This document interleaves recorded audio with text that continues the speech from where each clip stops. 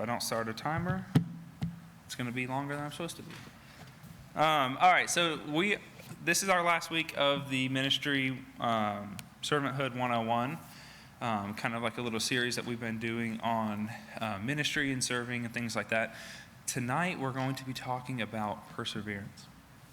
Now, kind of the idea was for myself, for Christian and Pastor Ken to each be sharing like some testimonies of some things that, I'm not sure what they're going to be sharing exactly, but what I'm going to be sharing is a testimony of a portion of my life where I was really, the Lord was really calling me to persevere, and some of the hardships that come along with that. And I think it'll be relatable for you guys because you guys have testimonies of things that you've persevered in various different ways.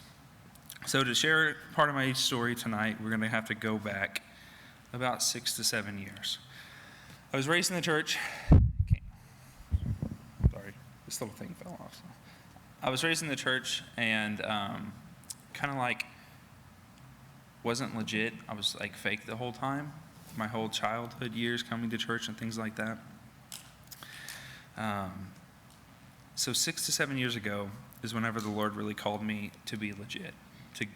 To get all in, really. And he was calling me to do that through going into the mission field. And to me, that kind of sounds foreign because I wasn't necessarily like walking with the Lord. My walk was pretty not godly. It was pretty worldly. But somehow the Lord was calling me to missions. So I joined a mission program and I went to Guatemala for 3 months. And in my training, this was like 3 months for training, I went from not necessarily reading the Word of God, like, only time I read the Bible was when I came to church, which was like Sundays and Wednesdays. And throughout the week, never really read, never got into it, didn't really do any praying or anything like that. So that's kind of where I was at. And then I go to Guatemala, and now I'm in like Bible classes for like 8 hours a day. Like 5-6 days a week, and it's just like totally different than what I'm used to. Everything I knew, no longer. It didn't have like phones where we could be like escaping reality by going on our phones and being on the internet and things like that. None of that was an option. We were in class all day, and then the days we didn't have class, so like Saturdays and Sundays, we were doing outreaches. So like we were going out and evangelizing, we were making bread and like giving it to people, going to the hospitals and the emergency rooms and praying for people. So this was like a total like shock compared to like all things that I'm used to or was used to at this time. And like I was saying, this went on for 3 months straight. So in this 3 months, there was a lot of things that God was doing. And there was a lot of work that needed to be done in me. All the stuff that I thought I knew out the window, and actually coming to a place of like walking with the Lord, and coming to a place of knowing God instead of thinking I know Him because I've been coming to church forever. So this is just kind of giving you a little background to get to the story of the perseverance. So now, after those 3 months. After those were up, training was done and the training wheels were coming off. I was going to Uganda, Entebbe, Uganda, for 6 months. And so I go to Uganda, I get shipped over there. And to give you a little taste of the living, like what we were living on, we always called it an island. It was more like a peninsula. You took a boat, like a 30-minute boat ride back and forth every day. But the house that we were living in was more like a hut, grass roof hut, no running water, no electricity. So this gives you like an idea. This was our home for 6 months. So now, like, we're missionaries, right? Like, we're supposed to be serving the Lord, and like people are supposed to be getting saved and things like that. Missionary things. My team and I started serving 6 days a week. So like our schedule was we would serve 6 days a week and we'd be off on Monday. So Monday was our off day. Every other day we'd be serving at a school. So the church was attached to a school, and we'd serve at that school. And the school had a whole bunch of different kids that came there every single day. And there was various different jobs that we did as we were serving. But we'll get more into some of that later. We get split up into different places at the school. My primary job was evangelism, small outreaches, and the kitchen. Now, since we're not live streaming, we'll have a little interaction moment here. When you guys think of missionaries, what are some of the things you guys think they should be doing? And just throw it out there. Yeah. Evangelism. Perfect. What's another one? What was it? Serving? Yeah. What's some other ones? Healing the sick. Okay, yes. Teaching. Perfect. Any others? One more. What was that? Okay, yeah, absolutely. Feeding, yes. Okay, so we've got a great list of things, right? We were doing all those things. It was awesome, right? Now, where we're going to focus in on is what my primary job was, which was the kitchen.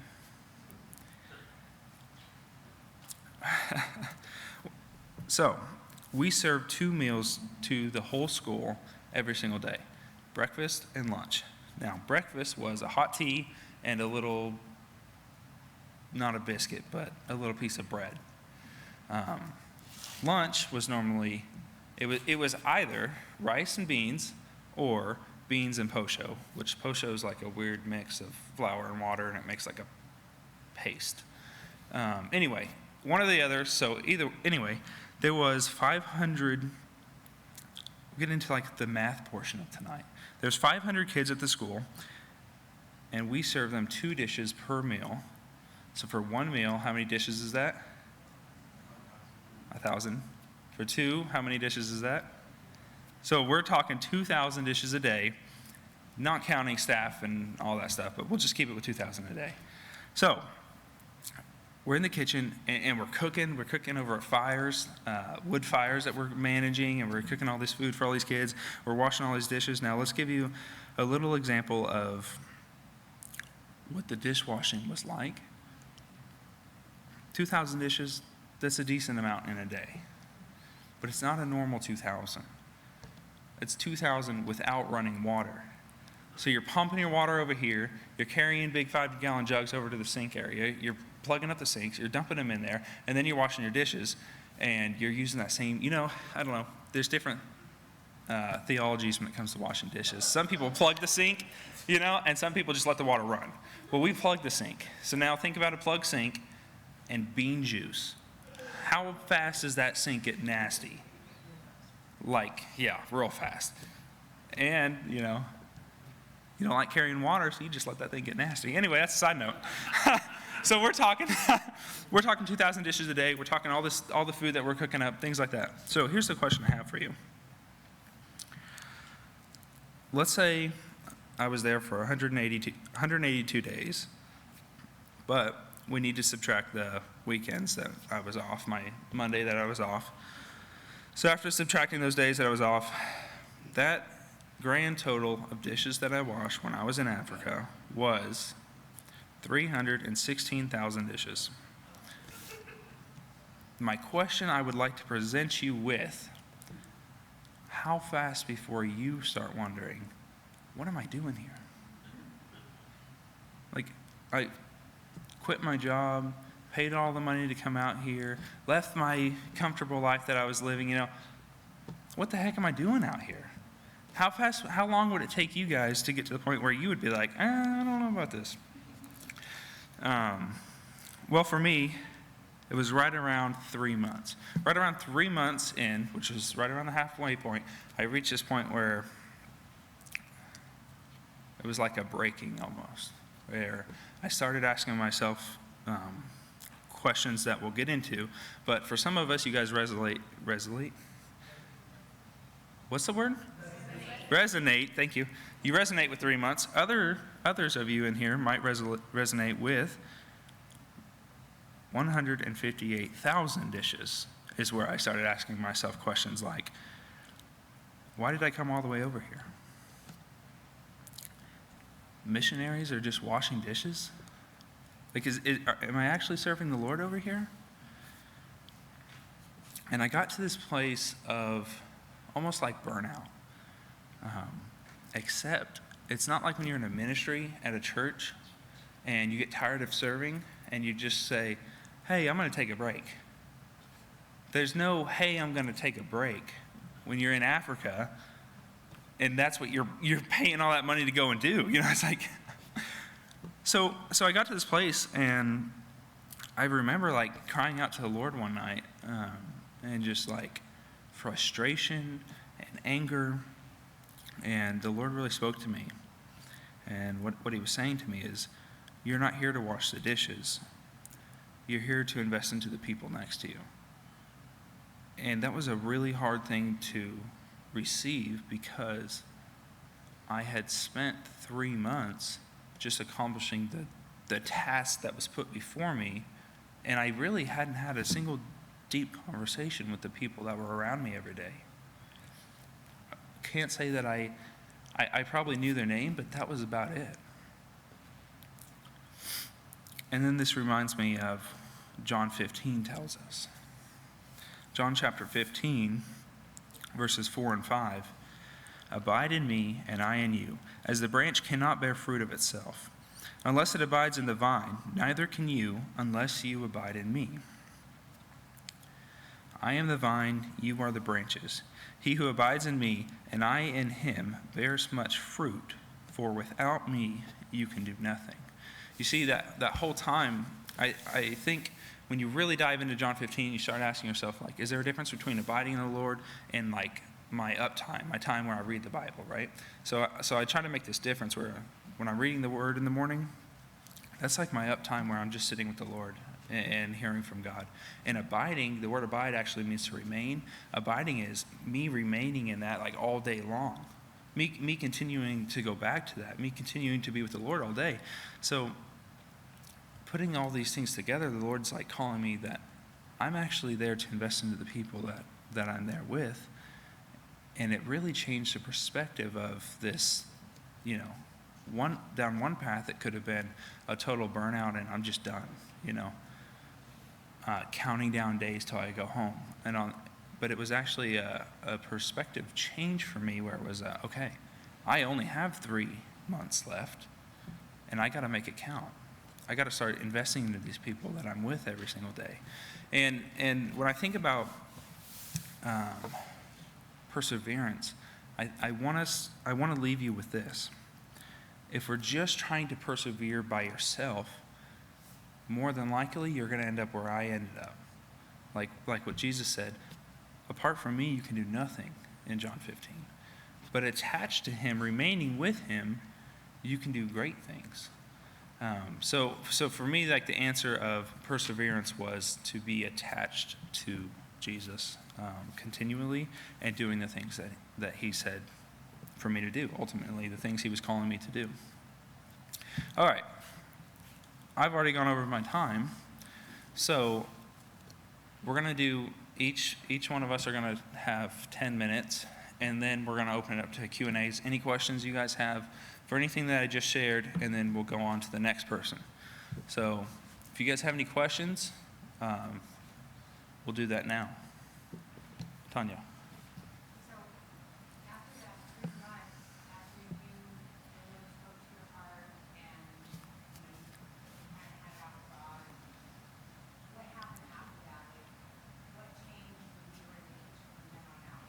That's a great. Her question was, what happened after the 3 months? Like after the brokenness that I had, right? Everything changed, which is to the glory of God, right? Mama Cyrus, Papa Robert, and all the other kitchen staff that were like there with us, the people that didn't speak English very well were the people that were in the kitchen. So trying to minister to someone that doesn't speak your language and you don't speak their language is difficult. But it's so amazing because like we didn't have like these super long, deep conversations, but man, there was such a connection And like, I got to see the Lord through them, and hopefully they got to see the Lord through me. So like everything changed as far as like my thought process and the mission that I was on.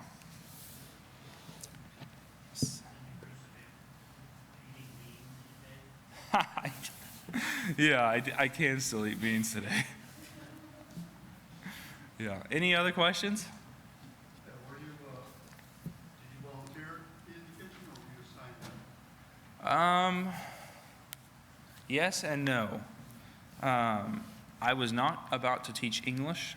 If you know me, that's hilarious. There's no way I was going to teach English. So like a lot of us Americans, when we were there at the school, they wanted us to teach the English class. Not going to happen for me. So I said, all right, what else can I do? I can do evangelism, I can do outreaches, and I can work in the kitchen. Yeah, that's a good question. Any other questions before we move on?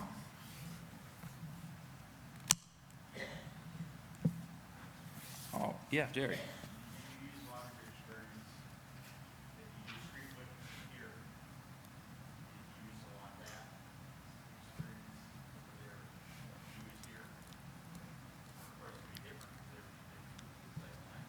Yeah, it's a lot different. When you're in a third world country, they want to hear what you have to say. So even if like they're not into God or anything like that, they're. Oh yeah, let me repeat the question. What he asked was, was I able to translate like a lot of the experience I had ministering to the people there and evangelizing there to here? Is that right? Or vice versa. And the answer to that was, a lot of the Africans want to hear what you have to say, and they want to have conversations with you. We call it African time, if you've been there. And it's like you could be supposed to be meeting someone at 7:20, and you get in a conversation with someone on the street, and you'll be talking to them for an hour. You're like, hey, man, we got to go. And they're like, no, it's okay. So it's a lot different, but I would say like that's where I learned all of my everything I know when it comes to like evangelizing and things like that.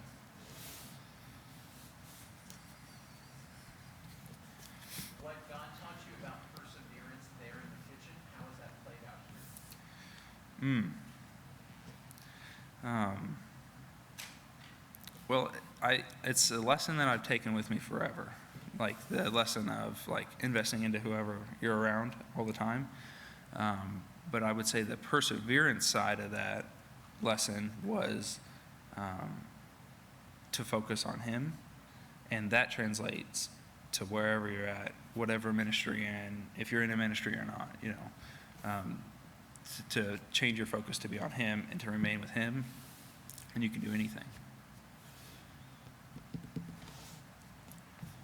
Okay, we'll move on.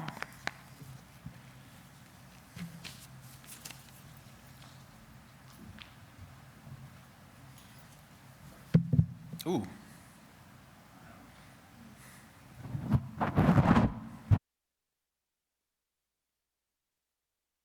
One. Okay.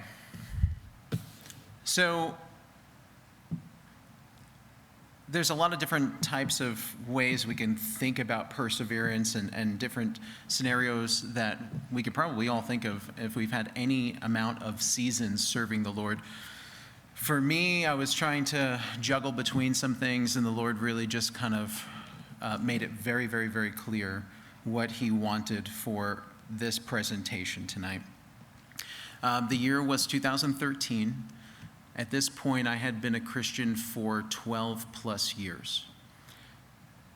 We had just left a youth camp in February. It was winter camp. That night, I had a dream that completely, absolutely changed my life. I don't think it's ever happened anything. I don't think I've ever had a dream like that the Lord used or that was some kind of vision before, and I don't think it's ever happened after. But in this dream, my life completely changed, and the whole thing was about 4 seconds long. I woke up a completely different person. My life was stirred by the Spirit in ways that I can't explain, and it never had been before then. In that dream, I knew that we were going to be doing something in Oklahoma. I knew that we were going to be having that same camp that we were going down to Texas for in Oklahoma. My answer and response to that vision that the Lord gave me is, I will do anything that you want. And that is everything that the Lord can use to work with a person. And my heart was completely all in. And from the end of February, for the next 3-4 months, it was a completely life-changing experience that was being lived out every day. Until we got to the summer. Now, as we got closer and closer to what was going to become the camp that year in Oklahoma for the first time, I was going to places, I was checking them out, I was finding the perfect place. Lord, we're looking for your holy land. I was reaching out to the Calvaries nearby. My math was use a 5-hour radius, because that's how far we were traveling down to Tyler, Texas, and it was so worth it for us to do that. So let's think of everyone that's in that 5-hour radius. I was reaching out to Calvary chapels. I can't even tell you how many times, but there were 47 that were in my spreadsheet, and I called and emailed everyone multiple times. God was doing amazing things until that summer. With the degree in which I saw transformation, the degree in which my whole life was flipped upside down, I didn't know what we were preparing for. Lord, is this place big enough? Are you going to have hundreds of people? Are you going to have thousands of people? And in that summer, the phone calls started.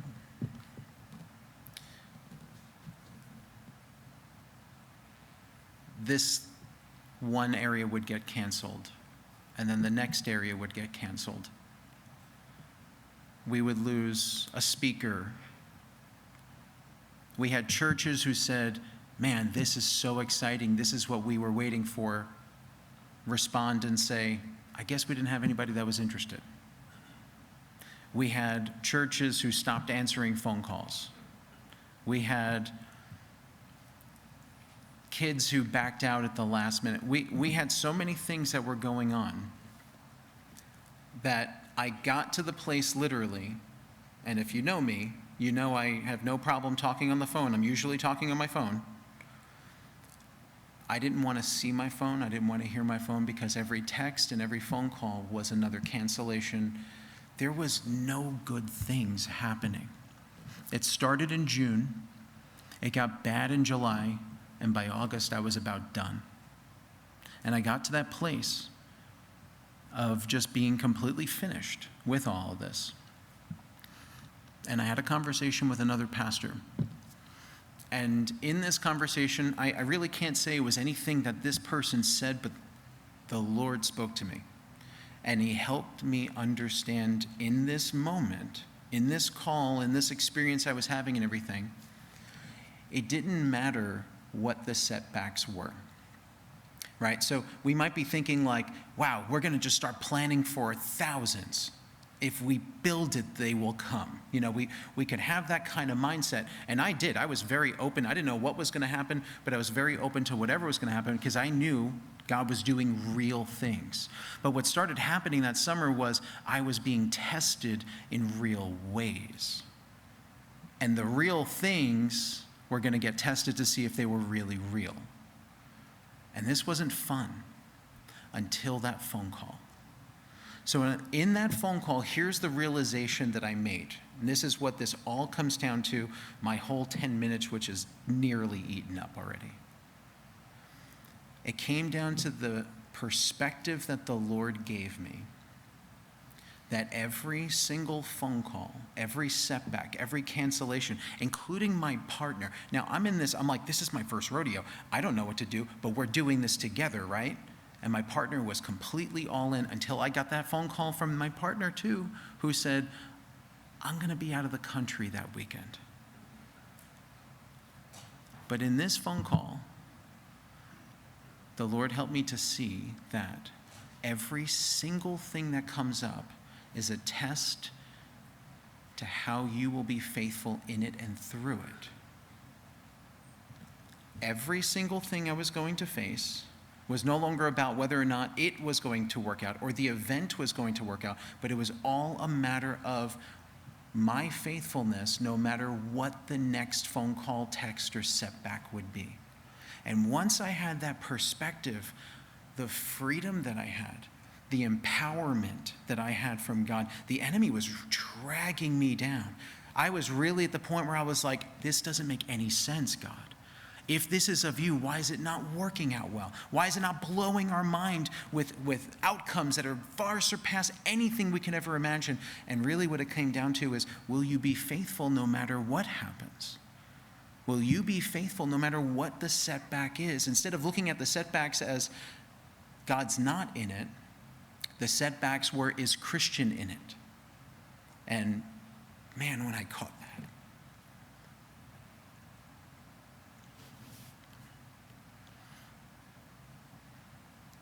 every one of those after that was joy and worship, truly. You know, we read Bible stories and we go, boy, why can't they just see it? And there's things in front of us all the time, that are basically the same stories we've been reading. And if we could just see it, if we could just see and go, all the Lord wants me to do is to see him and to see faithfulness here in this moment. So that camp we had, out of the 47 Calvary chapels that I reached out to, we had one other one. It was baby tiny, and it was so good, and it was so powerful. It just had to do with finishing the race well. And I stopped looking at it like, that's the finish line. That was the starting line. Let's see if you're faithful this first year with what we're setting out to. So some things I have here, just as kind of notes. My perspective on perseverance can be summed up in two things, especially in this. Number one, so much of perseverance has to do with perspective. Because the perspective that I was talking about having, I was getting crushed and the enemy knew how to crush me in it. But once the Lord changed my perspective from the setbacks to the faithfulness, it completely changed how I viewed it. And then the second thing I would really emphasize is stubbornness. I am so good at that. It's a gift from the Lord in the right ways, okay? For the Lord God will help me, therefore I will not be disgraced. Therefore I have set my face like a flint, and I know that I will not be ashamed. This is a prophetic passage from Isaiah chapter 50. Jesus' face is set like flint, stubborn, for the joy that is set before him, which is the gospel to all of us. That stubbornness matters. That faithfulness matters, not going anywhere.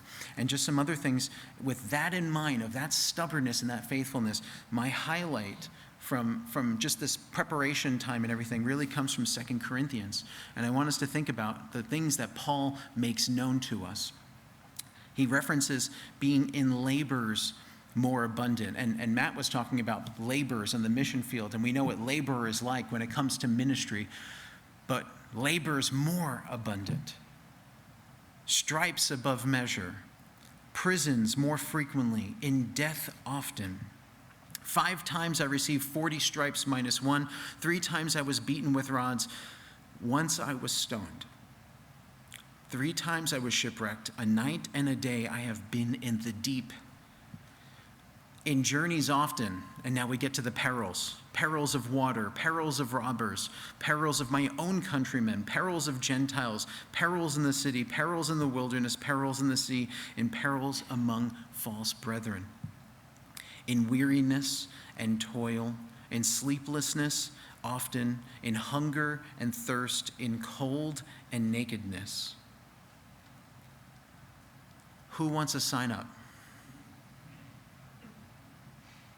But here's the thing. When Paul had that same exact thing, when he knew, this is it, this is what I'm called to be faithful to, then all of these things, they go on to showcase his faithfulness no matter what these things look like. So there are a couple of different types of versions of ministry. Servanthood. And one of the ones that I think we want to not get wrong is that calling that we have from the Lord that is really, really, really going to take us into deep waters. The one that we were maybe even made for, or the one that, like, he really has planned for a season to help shape and craft our life and our faithfulness and what this walk is supposed to be. He concludes this by saying, besides all these other things, what comes upon me, my deep concern for all the churches. All these things are happening, but this is the thing that really is on my heart and really on my mind. So, that's my conclusion. It really has to do with the right perspective, because the wrong perspective is what the enemy can use so very, very quickly to take away from the talent to challenge the testing of our faith, the stretching that the Lord intends for us. Questions?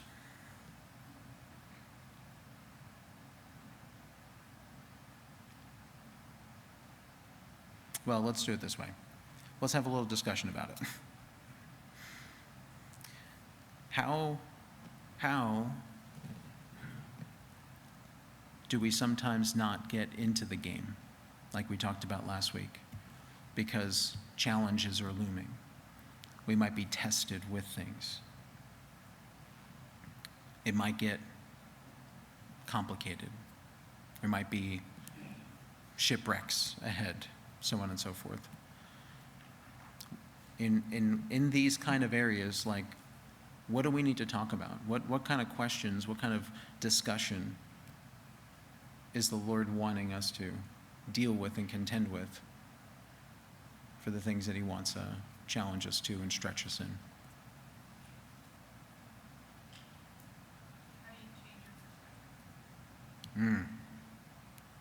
The question is, how do you change your perspective? I mean, that's it. That's the 64,000 one.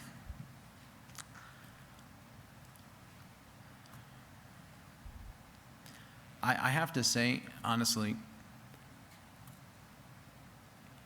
I almost did the tri-perspectivalism thing for tonight too, because that tool just hits the nail on the head.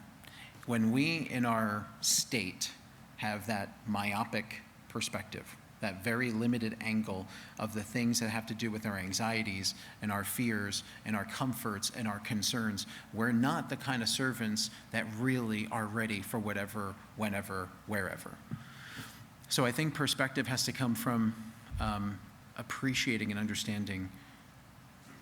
Well, I'm going to say it this way: we have to die. We have to let go. We have to trust the Lord.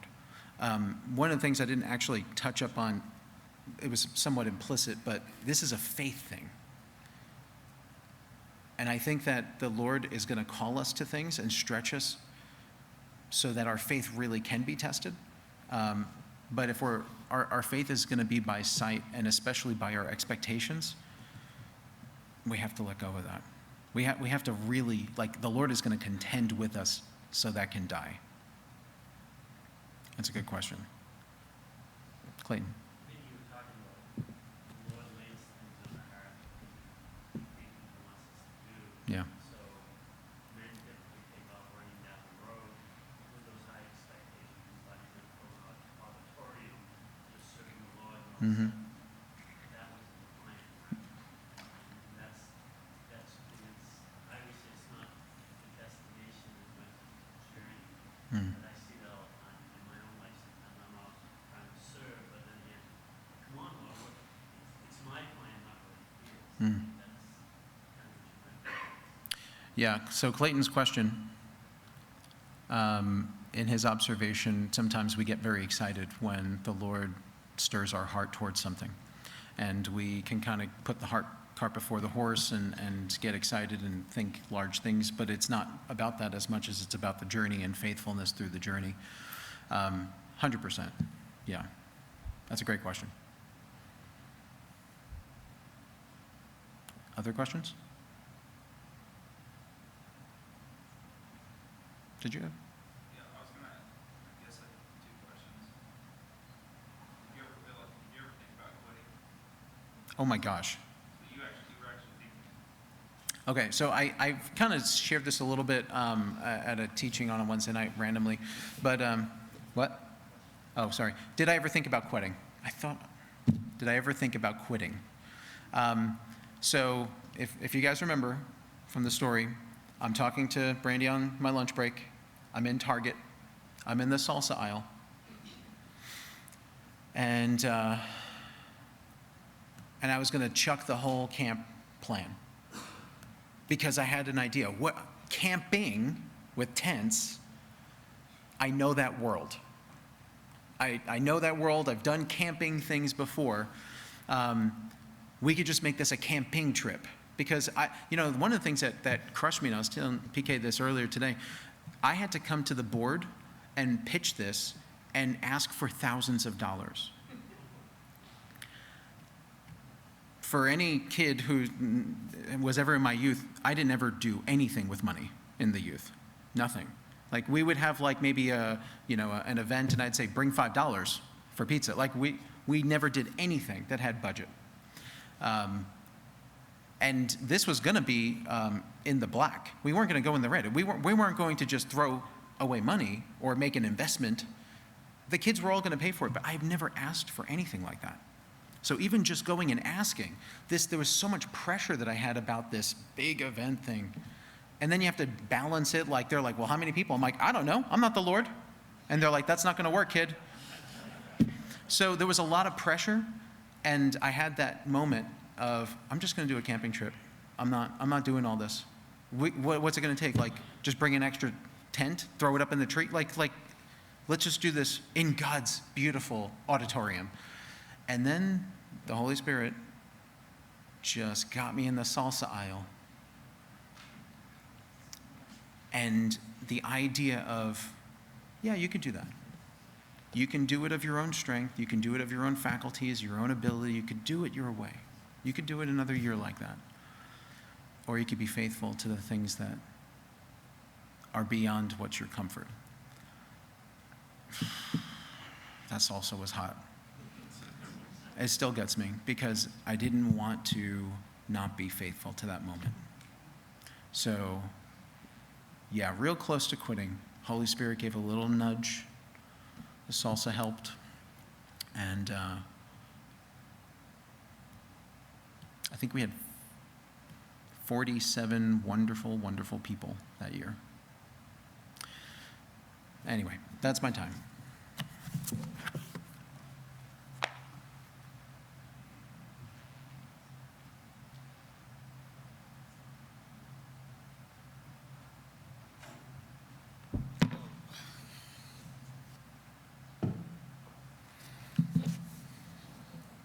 I just curious, a show of hands, how many people here this evening knew the 20-year-old Matt? Okay, actually more than I expected. How many of you knew the prior to 2013 Christian? A few. I don't know that there's really anything that I can add to what they have said because they've covered the title pretty well, except they both kind of shared their own story. And so I wanted to share mine. But I just, as we talk about persevering, just let me begin by asking the question. Is that coming up? Okay, he's checking my time. Is there a difference between persevering in the Lord and persevering in ministry?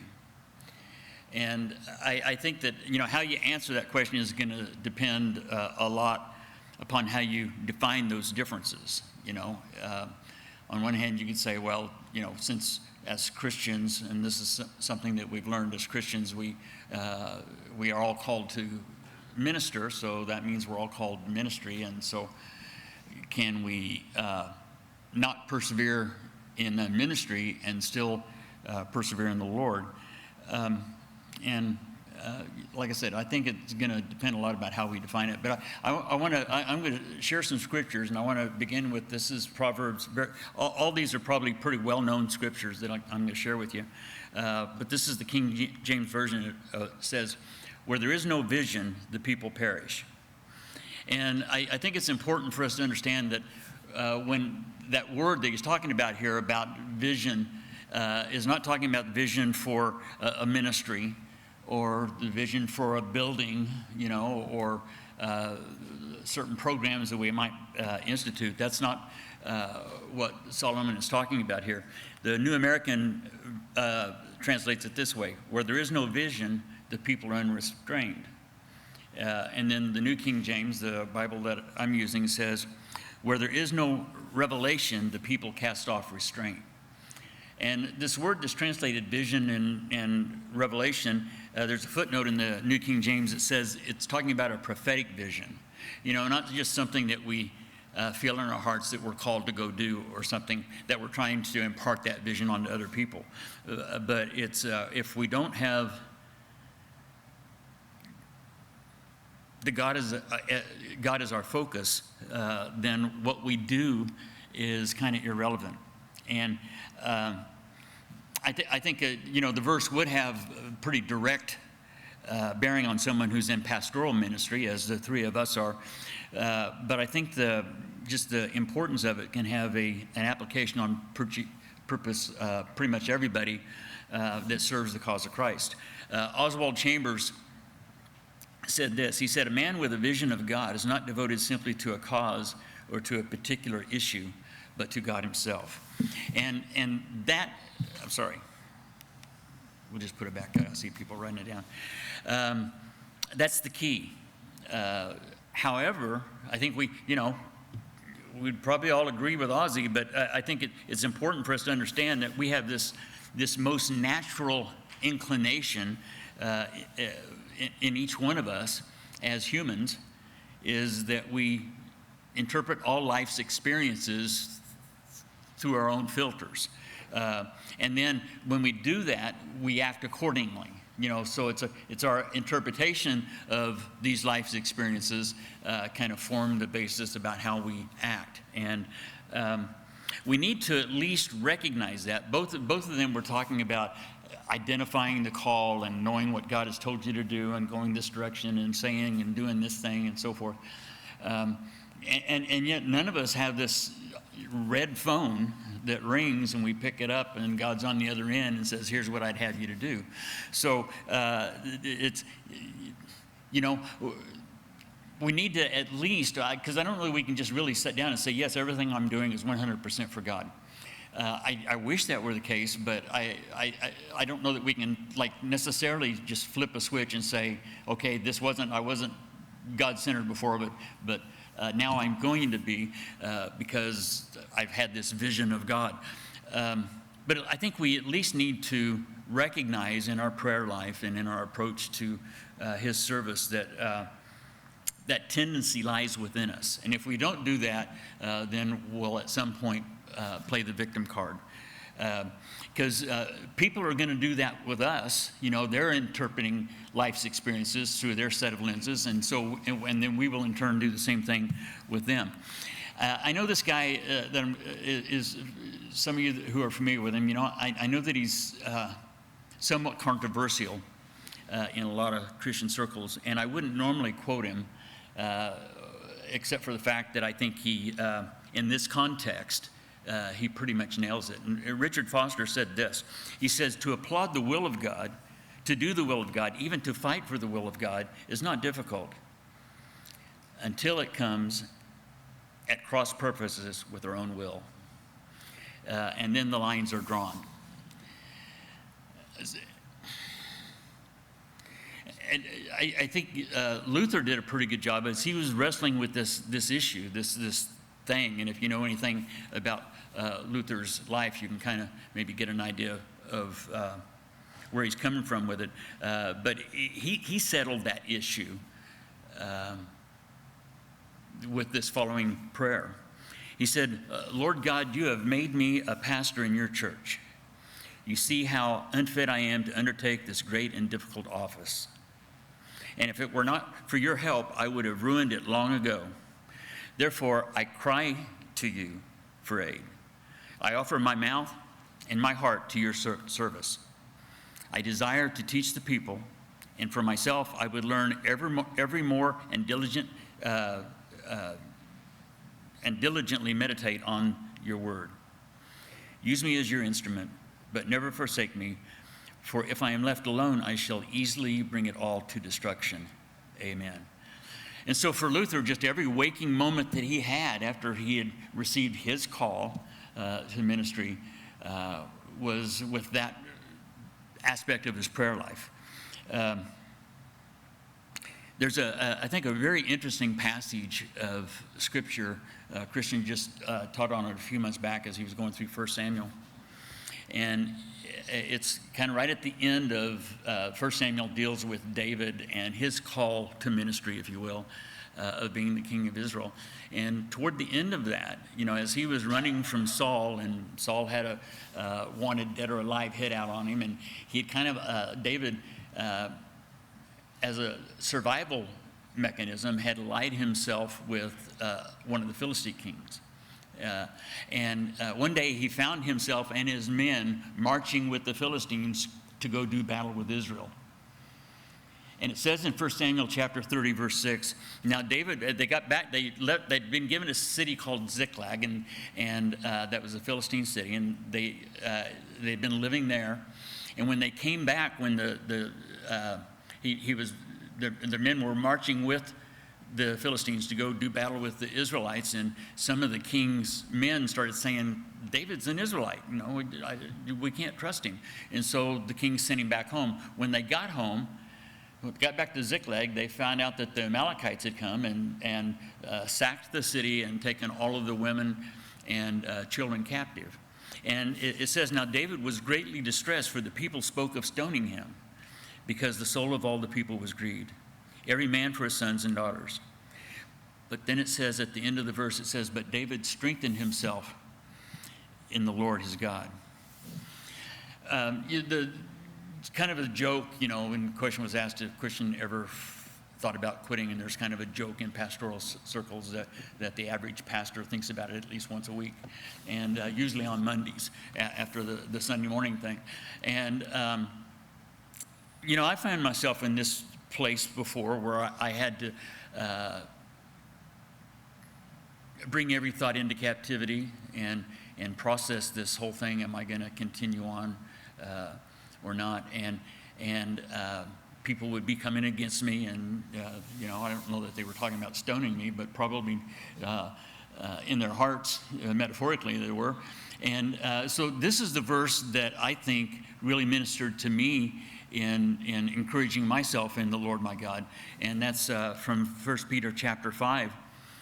Starting with verse 2, Peter writes, shepherd the flock of God which is among you, serving as overseers, not by compulsion, but willingly, not for dishonest gain, but eagerly, nor as being lords over those entrusted to you, but as being examples to the flock. And when the chief shepherd appears, then you will receive the crown of glory that doesn't fade away. So as I guess I'm supposed to have that up there on the screen. There it is. The way Paul himself processed this is in 1 Corinthians 9:16, where he says, if I preach the gospel, I have nothing to boast of, for necessity is laid upon me. Yes, woe is to me, or woe is me, if I do not preach the gospel. You're probably familiar with Jeremiah, the Old Testament prophet, and how he had been called by God to minister primarily out of Jerusalem, but he was ministering to the southern kingdom of Judah. The northern kingdom has already fallen, and his ministry lasted for 40 years. And yet we don't see a single person that was part of his outreach campaign that ever repented of their sins. He didn't have a single convert. And so at one point in his book, in Jeremiah chapter 20, verse 9, Jeremiah writes, then I said, I will not make mention of him, nor speak any more in his name. But his word was in my heart like a burning fire, shut up in my bones, and I was weary of holding it back, and I could not. Now, this is the New King James. That's the way it's rendered in the New King James. The Old King James is very similar to that. But I was doing a little research on it this week, and in all of the English versions that I could find outside of those two, the King James and New King James, they all translate it as a conditional statement. If I said, I'm not going to do this anymore, then it would come to nothing.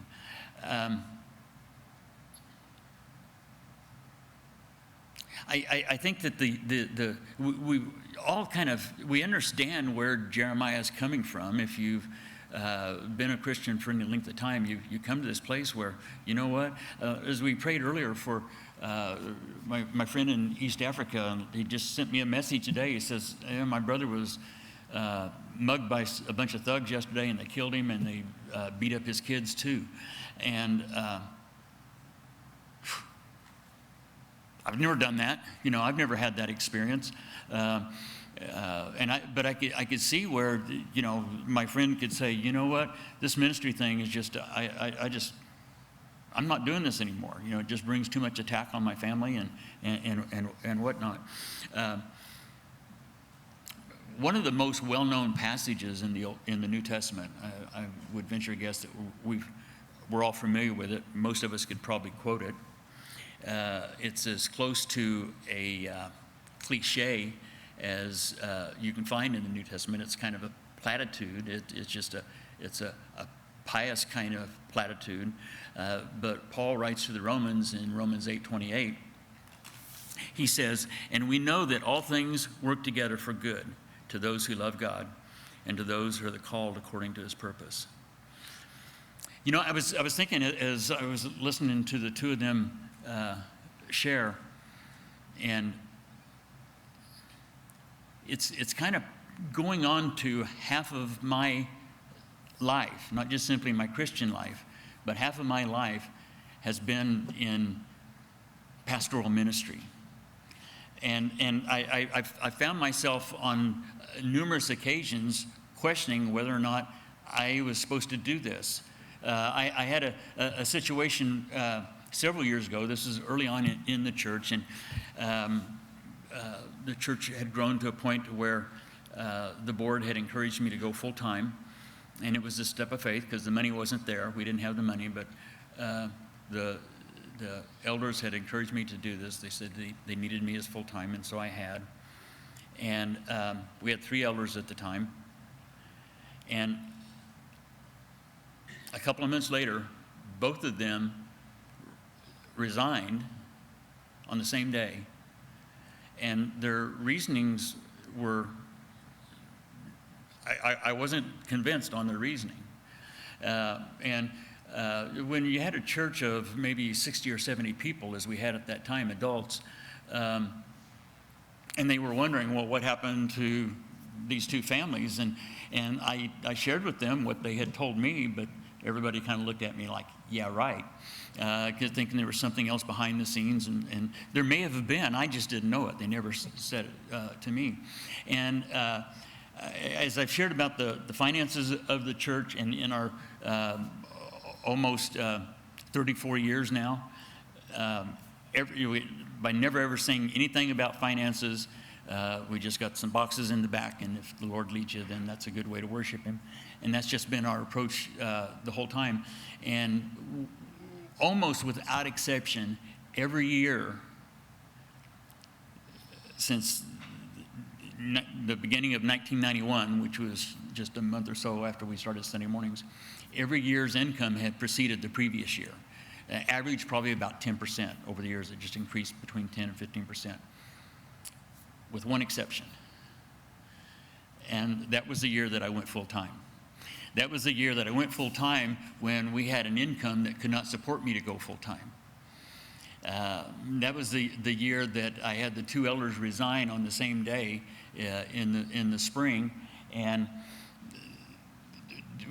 our attendance dropped off. There were people that just wondered what's going on with this guy and what's going on with this church. And not only did the attendance fall off, but the offerings did too. And I was seriously considering, wondering if whether or not we had gotten a little premature in my going full time. I wouldn't say there was ever a moment, no, there's been a lot of moments, I take that back, where I thought I wouldn't continue as a pastor. Been a lot of those, but it's kind of like that question, the ship had already sailed. But because I just, in the same way that Matt had his calling subjectively confirmed by the Lord, Christian had his subjectively confirmed, my calling as a pastor was very much subjectively. There were some objective criteria in it, but the conclusion was subjective. I just felt in my heart the Lord had called me to it. But at this point, I was thinking the Lord didn't call me to be full-time. And I was seriously considering, in fact, I talked to the guy that was kind of my pastor at the time, the Calvary pastor down in Texas, and I was sharing with him this on the phone, and I said, you know, I'm going to have to go back to construction. I just don't, we just can't do it. And he said, can the church go one more week? And I said, maybe. You know, I mean, you know, we didn't have anything in savings, and we didn't really know what that day, the next Sunday was going to show, but I thought, yeah, I can probably go one more week. And he said, okay, go one more week, and then evaluate it next Sunday. That Friday, I had a very serious head-on car injury. I spent a month in the hospital, and I remember thinking I needed to go back to work, but I couldn't. I wasn't physically able to do the job that I had done before. And the Lord just kind of intervened and just say, well, you know, here, let me make the decision for you. I'll make it easy for you. And we never were late on any of our payments. We were renting at the time. We never were late in making our rent, or we've never really been in debt. But I never missed a paycheck. And I just think, you know, the idea of persevering, I don't really see the difference between persevering in the Lord and persevering in ministry. And I don't think that only somebody who feels called to pastoral ministry, that they wouldn't be the only ones that would agree with me on that. I think if we see that what we do is as unto the Lord, as what Matt and Christian have shared, it's always too soon to quit. And even if we don't see how we can go on further, another, you know, and the Lord just said, well, you know, give it another week. Just stay in there. Don't, you know, if we're trusting Him, we'll see how He has this way of making the decisions for us then. So, any questions for me?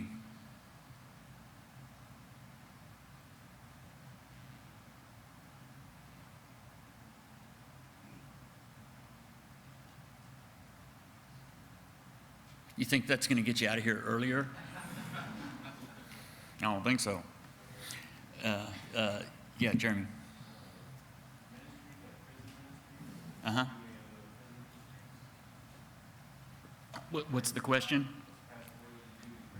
Have I done any prison ministry? Yes. I did it for a number of years down at Lexington. And then there was a period of time where Christian was going with me. At first it was Sherry and I. It's what's considered a medium security prison. But we did that for probably about 10 or 12 years. And then when Sherry just couldn't make the trip with me every week to, you know, that from our house it was like an hour and a half drive one way. And Christian started going with me, and I don't know, we did it for a couple of years after that. But yeah, it's a rewarding thing. I mean, it can be challenging as well, but yeah, it's a good ministry. I met some of the most sincere, dedicated Christians in my life. I've got a Bible in my office that the guy that was kind of like he was, I forget what his title was, but he was officially recognized by the prison to be this guy that was kind of over their chapel. And he died of stomach cancer while he was there. And right before he died, he knew I was going to be there on the Friday night like I was. And so he asked if I could go over where he was in the hospital section. And I wasn't even allowed to go in that part, but they let me go over there just so I could see him say goodbye. And then he gave me his Bible. And I've still got it in my office. And so, yeah, it's a legit thing for sure.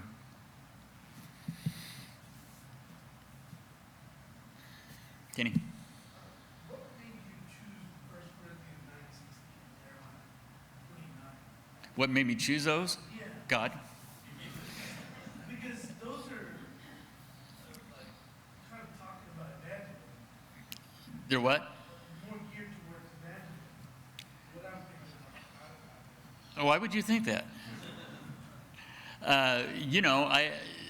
No, I don't. He asked me the question about 1 Corinthians 9 and Jeremiah 20. I wouldn't say that 1 Corinthians 9 was evangelism. He says preach the gospel, but I think in Paul's mind, woe to me if I don't preach the gospel. I think he was just talking about his ministry as a whole. He wasn't an evangelist. He was a church planter and a missionary primarily, and that entailed preaching the gospel. And Jeremiah, I don't even know that would fit as being primarily an evangelistic sort of thing. He was saying, God, it wasn't evangelism. He wasn't sharing the good news. He was sharing a potential judgment if the people didn't straighten up. And he was undergoing too much, they threw him in a pit, a dry well that just had that gunk and sediment at the bottom of it, just to get him out of their hair for a period of time. And the Lord told him not to take a wife. He wanted to get married, and the Lord said, no, you don't do that. I got other plans for you. And so he just came to the place where he says, I'm not going to do it. I quit. And yet, because even though his eyes had been taken off of the Lord temporarily, and I don't think in Jeremiah's mind he was giving up his salvation or anything like that. I think in Jeremiah's mind it is just, you've called me to be your spokesperson, ain't gonna speak no more. How about that? So there was this short-lived hiccup in his life, but immediately his eyes went back to the Lord after coming to that conclusion, and he just said, how could I not? I can't not do it. And so, yeah, I wouldn't say that they were, they apply for it in an evangelism setting, application, but I wouldn't say that's what they were individually. Good question. Anybody else? Okay, here's what we're going to do. I'm going to ask Matt and Christian to come back up here, and Christian's going to kind of take over here at the pulpit. And Matt, why don't you grab those mics on your way up? The two, oh, we got it already? Oh, there we go. Easy on that one. Yeah, don't give him one of the windscreen. He's tough on windscreens. One thing that did come to mind, if you guys can switch back the Apple device from the other device when you get a chance. I was thinking about what Candace's question was, how do you change your perspective, I believe it was. And there were some things that I was just kind of working through. And I think one of the things is, if your perspective seems to be a slight little violation of Scripture, a little violation to the characteristics of the Spirit of God, and of course, anything that is beyond a slight little violation all the way up to gross, disgusting violation to those things, we know it's an us issue, and we have a perspective issue that we have to work with and contend with, because if the Word says this and that's not where I'm at, that's where we can use that as a litmus test and know that we have to come to those places of surrender. One of the things we're going to look at now is we're going to look at what burns us out. This is important, right? First question to the group is, can you read this? It is legible? Okay, good. I can't see what that says all the way over there. But the very first thing on the list is spiritual warfare. Spiritual warfare. So, how does spiritual warfare cause struggles and challenges in servanthood?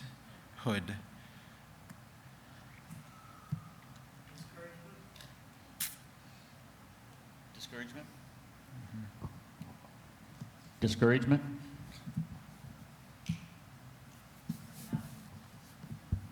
Doubt. Health? Who said that? Doubt. Oh, doubts. Who said? Who's it? Okay. Explain. Is this mic on? Is it on? Okay. Yeah. Explain what you mean by that.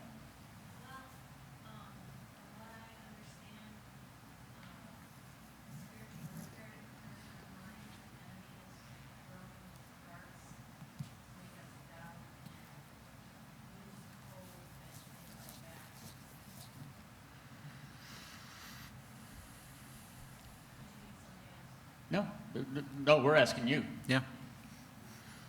Dead batteries. Dead batteries. Oh, dead batteries? I thought you were talking about his mic. You're trying to get to church Sunday morning. Oh, Church would be a dead battery. Oh, you mean car battery? I got a dead battery, God, I quit. Spiritual warfare. Hey, Chris. Elsie. Hey.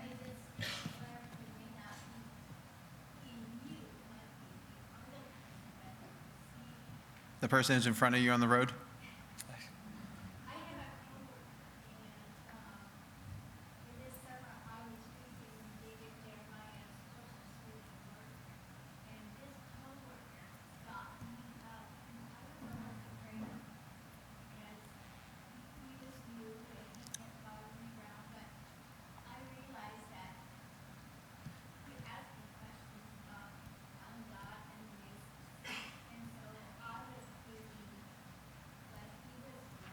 Mm-hmm.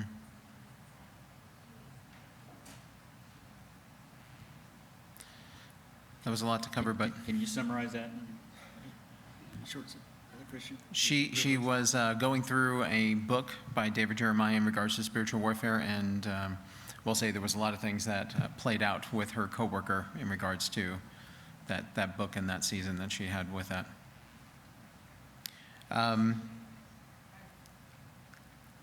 Tanya, yes. Do you know anything about that, Tanya?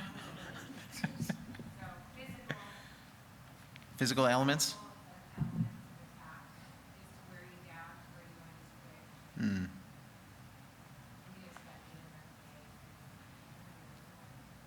So health and physical issues can affect our ability to persevere. Like your battery.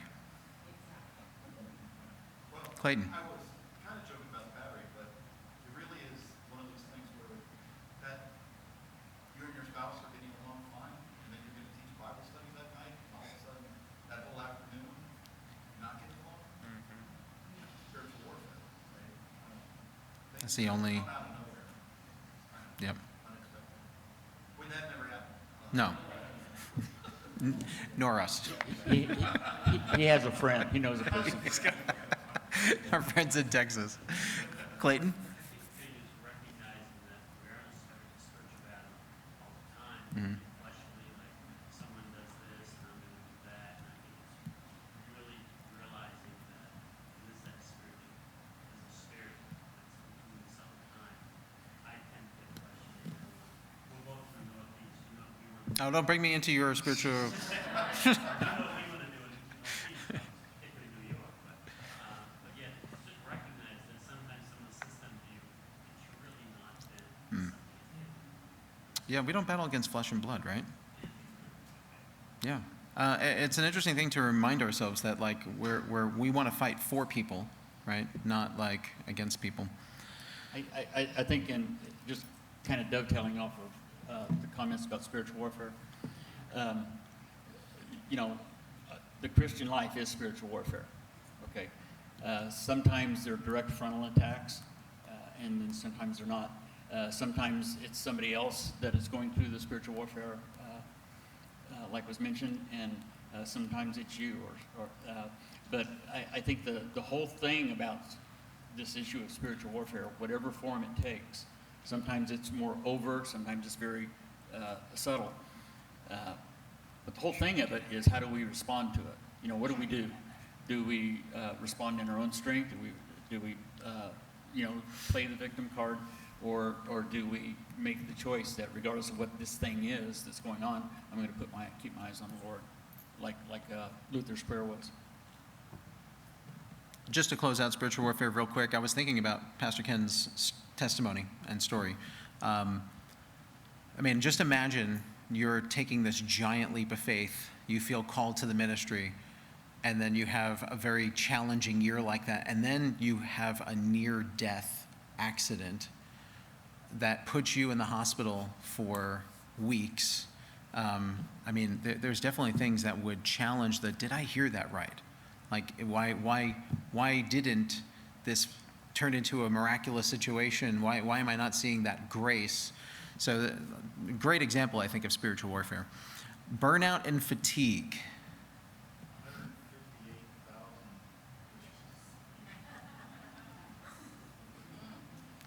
158,000 dishes. Any comments on that, Matt?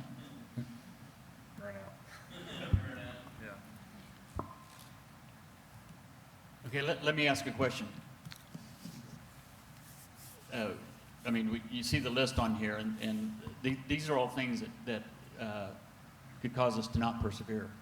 And, you know, one of them is burnout and fatigue.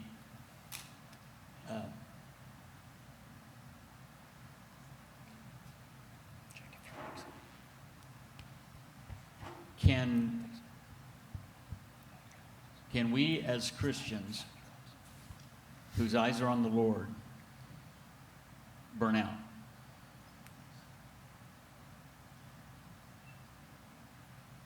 I see some people nodding their heads. Anybody shaking their head?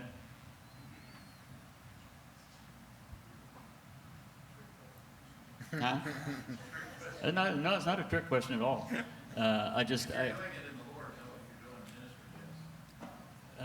Yeah. In our weakness, His strength is made strong. So we can burn out when we want our short, but it's because of our weakness that we realize our dependence for Him. You know, Matt's verse of John 15, without Him we can do nothing.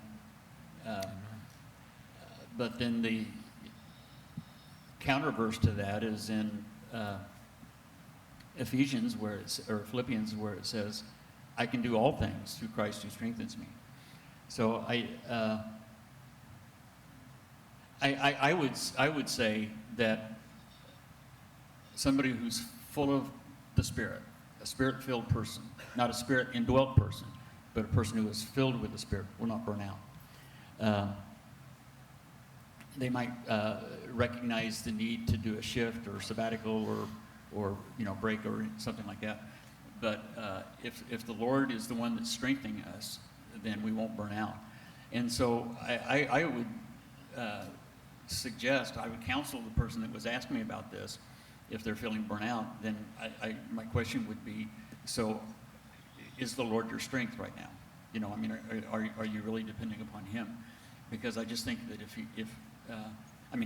from personal experience, I know that there have been times where I wasn't depending upon Him, and fatigue is. I mean, you get tired. You know, we need rest. We have to.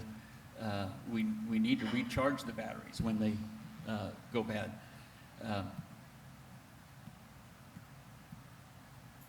But the reason why we are told to continually be being filled with the Holy Spirit, as he says in Galatians, is because we leak, and so He fills us.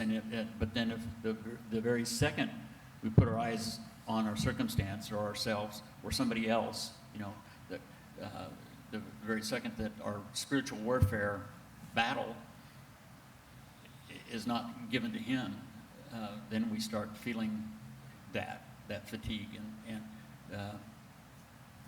so, yeah.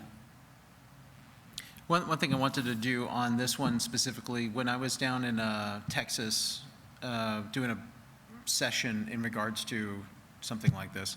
I had asked that room, now keep in mind, when I was down there, most everybody in that room had been a Christian for as long as I had been alive. Like there were a lot of very seasoned Christians in that room. And I asked that same question. I'm going to ask this to this room. If you would say I have felt burnout in ministry, I want you to raise your hand real quick. And my hand is very much up right now. Okay, do me a favor, look around the room.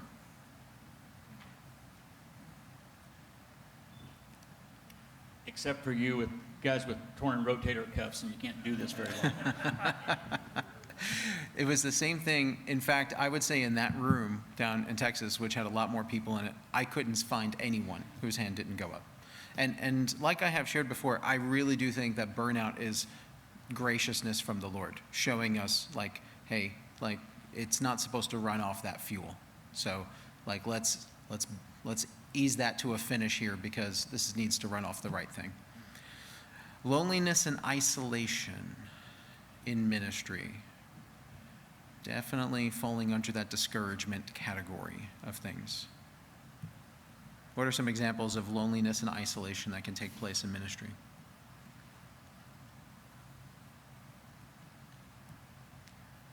Why am I the only one doing this?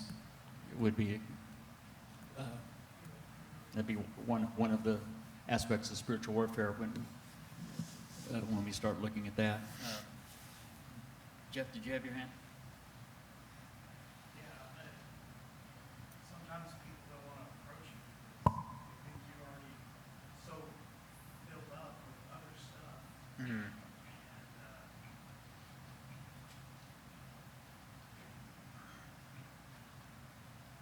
Soon, maybe feel like nobody likes you or wants to be around you or whatever. Does that make sense? By saying you mean us? Yeah. I think sometimes you get in a position where you can't be authentic. So if you're getting burned out, then it starts to feel isolated because you can't let anybody know that. Because then that would be start to feel isolated. Yeah, I was talking with Lily before the service, and kind of sharing an experience in my own life like that, where I was going through a thing, and I was wondering, because we know, like Romans 8:28, God works all things together for good, love Him, called according to His purpose. We know that. And so God uses the road bumps to grow us up, to strengthen us. But He also uses the road bumps to redirect us. And so how do we know? How can we tell whether God's telling us to just suck it up and press on, or whether He's telling us to hang a right? And I remember taking this to a pastor friend of mine several years ago when I was dealing with that. And he said, has God told you to leave? Has He told you to stop? And I said, that's my question. I mean, that's why I'm talking to you, because I don't know that. I don't know the answer. And he says, then He hasn't, because when He has, you'll know. And I mean, boy, that was just like, I don't know that I've ever received more relevant counsel from another person than that. And so I took that to heart, and I just thought, okay, He hasn't told me, so I'm going to continue. And this was years ago, nothing to do with Calvary Chapel, Oklahoma City, okay? But I thought, okay, till He tells me otherwise, I'm going to continue going the direction that I believe He's put me in. And God blessed that for about, I don't know, several months. I was in that position. I was very fine with it. And then there was a day that couldn't have been any more specific than if I had a red phone and there was God on the other end, and He was saying, I want you to change directions. So, yeah, God is the one that chooses to lead us by faith. You know, if he wanted us to have red phones, he would have given them to us. And I wish I had that. You know, I think we can all say I wish we had that. But he's chosen us to do this thing that we call the faith walk, to walk by faith and not by sight. If we had the red phones, we'd be walking by sight. And and I say that to say that I don't think he is trying to be elusive and aloof and trying to keep his will for us obscured. So we have to, pray that we choose the right curtain or the right door, and fear that he's going to chastise us if we don't. He's chosen to do this thing by walking by faith, and I think he knows how subjective that can be as much as anybody. But if that's what our focus is I'm not serving a man, I'm not serving a ministry, I'm serving God, and either he's going to equip me to do it, or I'm not going to be able to do it. And if his plans are going to be different than that, then I think we can trust him to make that relevant, show it to us. So since we have we're in the last 5 minutes here, I want to just kind of go over these quickly, and then we're going to do a little, we'll call it an exercise. Relational conflicts. If this is not checked on your list, I don't know that you guys have been in ministry before. Financial pressures, which is kind of interesting because I referenced that in the perseverance testimony. Ken referenced that in his. This can play out in everything from VBS to, a person who's on staff. Unrealistic expectations, check. Moral failure and temptation. Both of those things that start to cause and create a person to be affected as a servant. Doubt and crisis of faith, absolutely. Lack of support. Cultural and societal pressures. Personal and family struggles, challenging seasons, all of that. As well as, I think this is huge, disappointments. So here's the first thing that's going to be part of our exercise. First thing is this. As we go through this list, I want us to look at Jesus facing these kinds of things. How Jesus handled spiritual warfare. How he handled burnout and fatigue. Loneliness and isolation. Relational conflicts. Financial pressures. Unrealistic expectations. Moral failures and temptation, doubt and crisis of faith, lack of support, cultural and societal pressures, personal and family struggles, disappointments. Every single one of these things, a living example for us. To close this out, we're going to break up into some small groups, and we're going to pray for each other in regards to servanthood. So, just take a few minutes, just, like people right in your area, just kind of get together, and then feel free to pray. You don't have to share requests or what's going on in your life, because you can say that for afterwards. But let's just pray for each other, and you guys, when you're done, it'll just be the conclusion. So.